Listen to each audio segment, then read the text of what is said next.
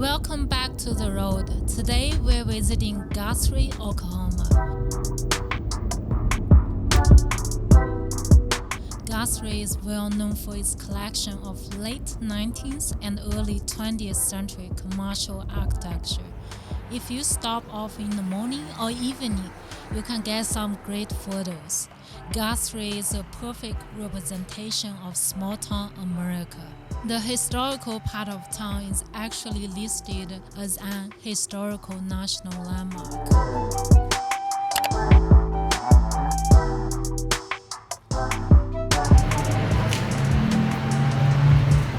大麻在这个州到处都是。 Maybe you are wondering what the significance of this out-of-the-way small town could be outside of a few cool old buildings. Well, this was once the capital of Oklahoma, believe it or not. From what I could gather, that honor was allegedly stolen from the town in the early 20th century. It turns out a vote was held after businessmen located in Oklahoma City petitioned to have the capital moved. Oklahoma City won, but a restraining order was placed on the secretary to block the transfer. In the end, that failed and the state sale was taken to Oklahoma City. The rest being history, as they say.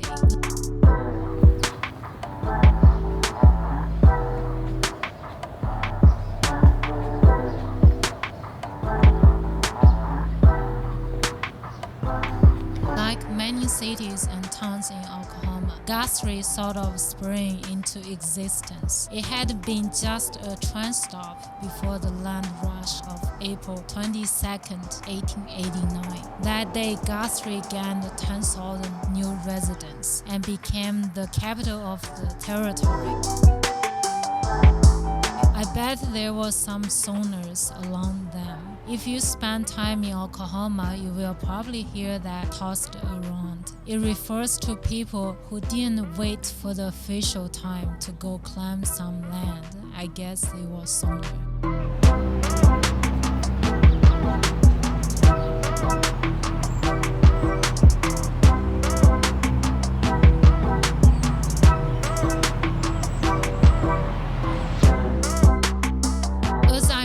Before, there is a lot of historical architecture here. If you are unfamiliar but fascinated by the history, they have signs throughout the town center giving details about various buildings.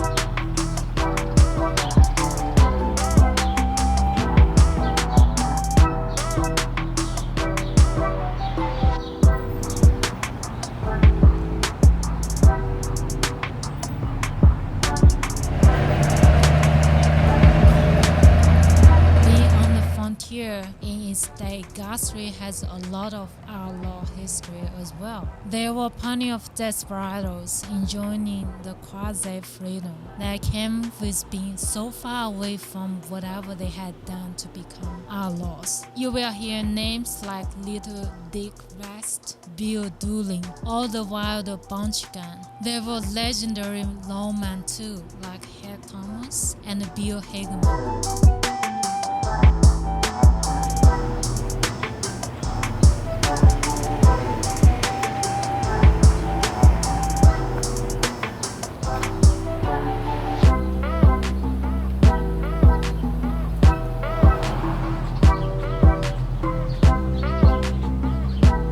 This really must have been quite a place in its time.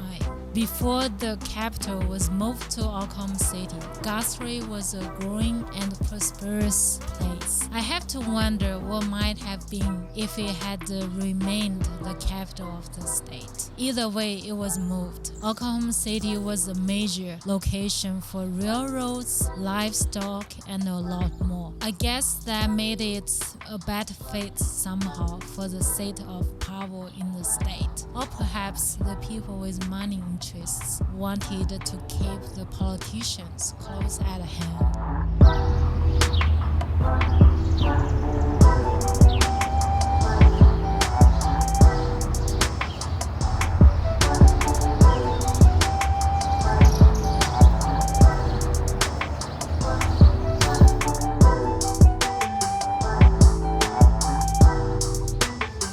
Today, Guthrie is a quiet midwestern town. It's a place of rodeos and small-town life. There are restaurants and bars in beautiful historical buildings. And yet, there's a lot more, as we see.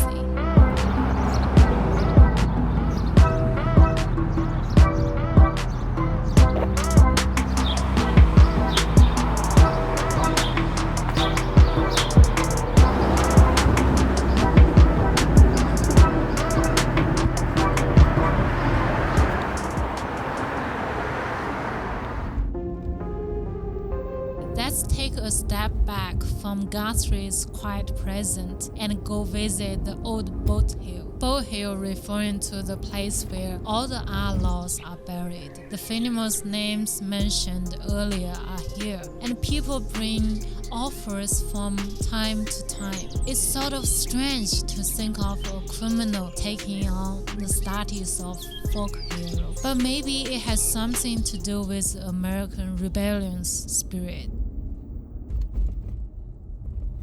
Now let's go visit another location that has an air of mystery, the Freemason Cathedral. 这是当地的苏格兰梅森。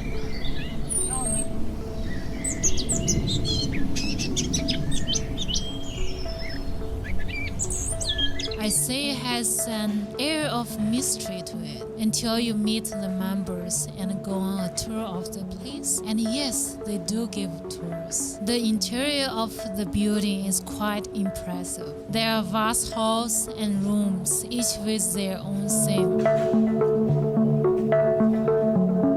Some of the rocks had to be brought in by train while the building was under construction and are too large to be taken out in one piece. I was also surprised to learn that some of the flooring is actually a type of leather.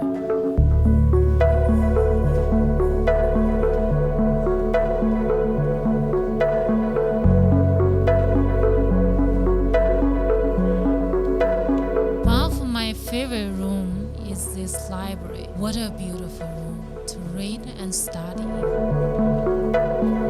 Finally, there's the auditorium. The video does not do it justice. I'm told that they allow the local school use the space for programs. How lucky. Next, let's head over to the Oklahoma Territory Museum to have a close look at some of the history we have talked about during our visit so far.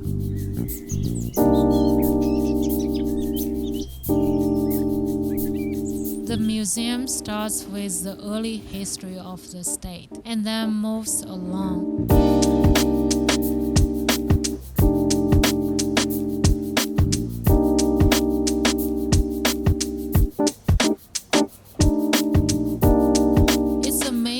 To think of so many of the state and city's important institutions walking out of the tents. I'm especially amazed to see that they had a newspaper operating out of a tent at one point. It's as if the people came over from the land rush fully equipped and ready to establish a city.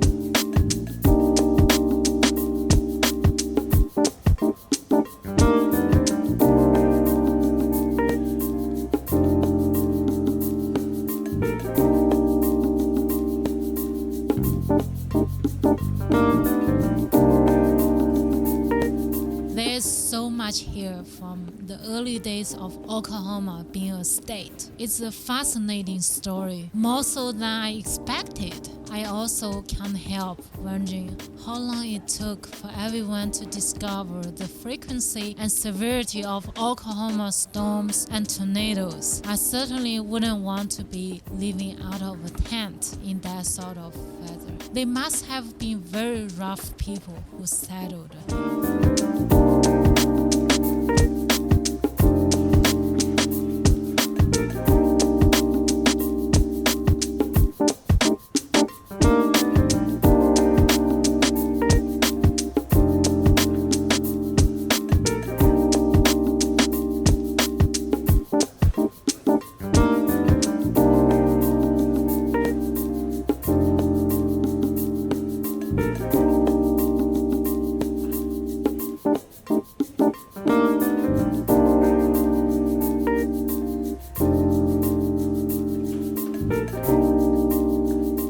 Plus, there's a gift shop for those of you who like to take home souvenirs. I'm one of those people myself. I hope you enjoyed this visit to Guthrie, Oklahoma's regional capital. There's a lot